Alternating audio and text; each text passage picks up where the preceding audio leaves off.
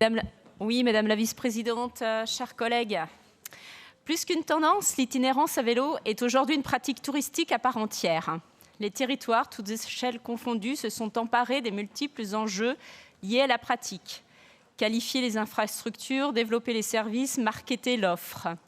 Cette fréquentation d'un nouveau genre promeut un coup de pouce non négligeable pour l'économie du tourisme et tout ce qu'elle induit. Hôtellerie, restauration, commerce de proximité, fréquentation des sites touristiques, musée des Verts, site Le Corbusier, musée d'art moderne, musée d'art et d'industrie et son exposition permanente sur le vélo, cité du design, etc.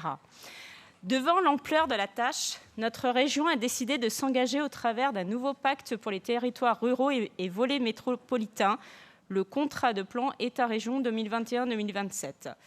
Seulement, notre région, poussée par ses intentions de promotion, communication à tout va au profit d'un certain clientélisme de tourisme de récréation, n'hésite pas à afficher sa visibilité de participation régionale comme un facteur de pollution visuelle récurrent et lassant.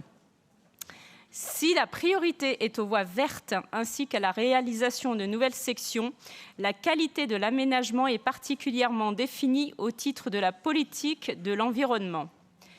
Il n'y reste pas moins à souligner la destruction et le démantèlement de certains sites pouvant être à l'avenir réhabilités pour les communes, voire les entreprises d'État, comme les anciennes voies ferrées très discutées par les institutions ferroviaires suite aux nombreux manquements de l'État et de la région.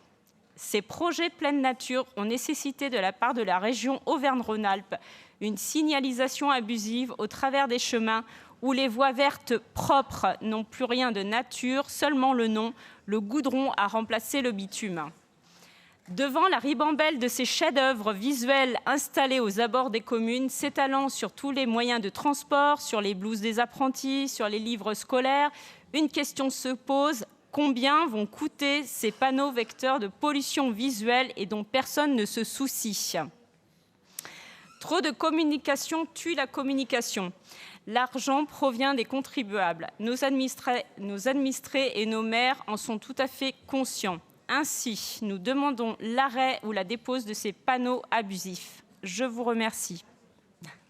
Merci beaucoup, Madame Dupré. Pour le groupe UDI, Madame